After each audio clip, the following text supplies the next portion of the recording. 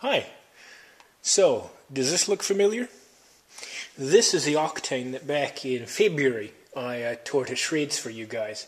Well, for my own curiosity as well, of course. But there were numerous naysayers that said that the damn thing would never work again. You know who you are. And so I thought that I would prove them wrong. Show how much of a super geek that I was. And I was wrong.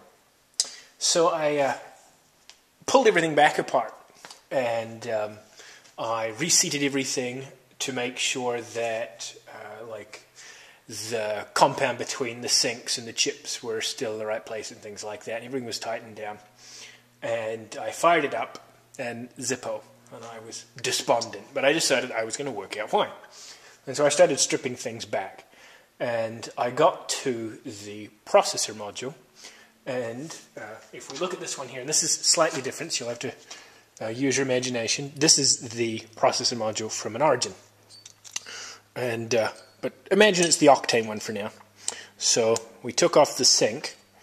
Remember, the chip stayed glued to the sink, and there's this little carrier. And so what I worked out is the way this carrier works. If we pry it off, there we go. Come here. Come on.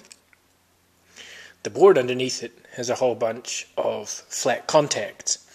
There are no pins, no sockets, not on this. And so to get the contact between the pads on the socket and the pads on the chip, you obviously need some kind of medium that goes between. And that's where the carrier comes in. And I appreciate that it's probably damn near impossible to tell, but if you look closely, you will first notice that there's lots of little gold specks, except for this hole right here. Now what these specks are is, in fact, if you imagine wool, steel wool, this is gold wool. It is extremely fine and it's packed in all of these little wee holes here, except for this one. Now this one, I actually found it. It was slightly outside in the outside of the carrier, in the central area here on the board. And I went, oh, it's still there, I have a hope. And so I very, very carefully maneuvered it back into the hole with some jeweler's screwdrivers. And just as I was finally sort of tucking it in, I pulled my screwdriver away in a motion like this. And I really should have used my brain, because the thing acted like a coiled spring. It went ding! And it was gone. So it is somewhere on my floor, I assume. And clearly this line here is required for the processor to work. And I was bummed because obviously I can't show you that it works now. However, I had a friend of mine move out to New York, and he gave me this, which is a deadhead. It's an Origin 2000 board. Obviously RAM, directory, memory's missing. The processors are shot, and so obviously they're no good to him, but the processors use the exact same carrier. So I took the carrier out of the Origin board, stuck it in my Octane, and, well, see for yourself. We plug the Octane in, fans come up, video signal,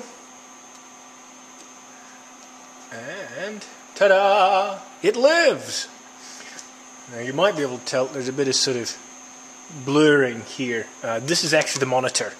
It does it on anything, so that one's not me. What I really need to do is get a SGI to SVGA adapter and use an LCD so you don't have this god-awful refresh flicker, but I don't have one at the moment.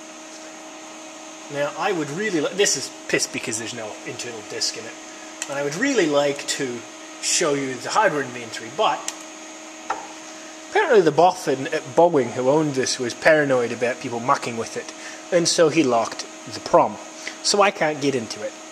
But if it holds true to the others, it is a dual 270 MHz R10000 with half a gig of RAM. and it should also have the MXI graphics set. And if memory serves, MXI is the equivalent of the Max Impact, but it doesn't have the texture RAM in it. That would be the MXE. So it's actually a really good video board set. But I can't prove it. Now I know you're going to say, bullshit, fakes, that's not the real Octane, but I swear it really is. Would I lie to you? If I was going to, I'd come up with a better story than springing one of the little foil contacts across my damn room. Anyways, so there's the Octane. But there's one more. Let me go find it. Remember the other day I was wandering around the shed with you and I pointed out the white Cubix box with the T3200 parts in it. Nobody paid attention to it. That's okay. Well, I was looking and I spotted this IES supervisor board. So, when we took apart the Cubix and I pissed and moaned that I couldn't find the 386 powered supervisor board, there it is. I knew I had it. I knew it was somewhere. I had put it into a beautifully safe place, nice and secure, where it couldn't be damaged, and promptly misplaced it. This is the box that the EasyBus shunts came in. So that's how I have a fancy branded Cubix box. But, well, there we go. I appreciate you guys watching. Very shortly I will follow up with an IBM video. This is just a little kludge in there to show you that I didn't hose it and I'm not completely losing my mind. Have a good one, guys.